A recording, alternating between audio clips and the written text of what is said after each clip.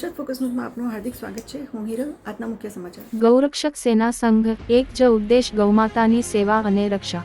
ગૌરક્ષક સેના સંઘમાં 1000થી વધુ સભ્યો જોડાયા. ગૌરક્ષક સેના સંઘ દ્વારા અત્યાર સુધીમાં 50મી વધુ ગાયોને કતલખાને જતા ઉગારી. ગૌરક્ષક સેના સંઘની શરૂઆત અંદાજે 6 થી 7 મહિના પહેલા જ કરવામાં આવી છે. આ સંસ્થાનો ઉદ્દેશ ગૌમાતાની રક્ષા અને સેવા કરવાનો છે. આ ગ્રુપમાં અમદાવાદ અને તેની આસપાસના ગામોના 1000મી વધુ સભ્યો જોડાઈને ગૌ માતાની સેવા અને રક્ષાનું કાર્ય કરી રહ્યા છે. જય ગૌ માતા, જય શ્રી રામ. હું પોતે યશ જોશી, અમદાવાદ શહેરનો રહેવાસી, ગૌ માતા રાષ્ટ્રીય સેના સંઘનો અધ્યક્ષ અને સંસ્થાપક.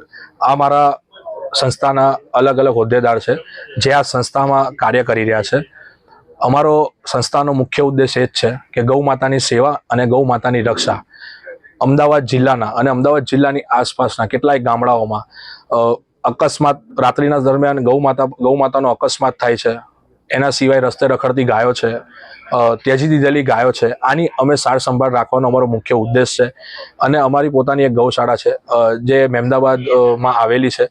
આ ગૌશાળામાં અત્યારે અમે 40 થી 42 જે ગૌ માતા છે એમને રાખવામાં આવી છે. એ ગૌ માતામાં બધી ગાયો જે ત્યજી દીધેલી છે, જે દૂધ નથી આપી શકતી, જેનો અકસ્માત થયો છે, જેની અમે સાર સંભાળ રાખીએ છીએ, જે બીમાર છે, જે નિરાધાર છે, એની અમે શાળામાં એમને રાખવામાં આવી છે. અને અમારા જે ટીમ છે એનો મુખ્ય ઉદ્દેશ એ જ છે કે ગૌ માતાની રક્ષા અને ગૌ માતાની સેવા. અત્યારે હાલમાં જે ગૌશાળાનું અમે નિર્માણ કરી રહ્યા છે, 2025 જાન્યુઆરીમાં અમે એનું કાર્ય શરૂ કરીશું.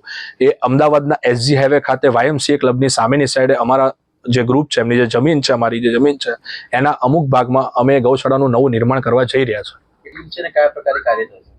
અમારી જે ટીમ છે એ અમારી ટોટલ અમદાવાદ જિલ્લામાં અને અમદાવાદ જિલ્લાના આજુબાજુના જે ગામડા છે એની અંદર અત્યારે ટોટલ 1000 જે છે, 1000 કાર્યરત છે અમારા રક્ષકો.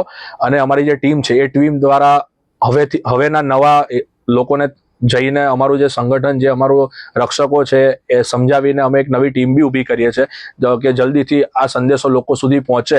અને જિલ્લામાં કે ગુજરાતને બી અમે કવર કરવા જઈ રહ્યા છે કે કોઈ બી ગુજરાતમાં ક્યાંય બી આવો કોઈ કિસ્સો બને તો અમારો જે હેલ્પલાઇન નંબર છે, હેલ્પલાઇન નંબર પર કોલ કરીને અમને જણાવે તો ત્યાં જઈને અમે જે બી આગળની જે કાર્યવાહી હોય, સાર સંભાળ રાખવાની કે અકસ્માત થયું હોય તો એનું સારવાર કરવાની, એ બધી કાર્ય અમે આગળ વાત ચાલી રહી છે.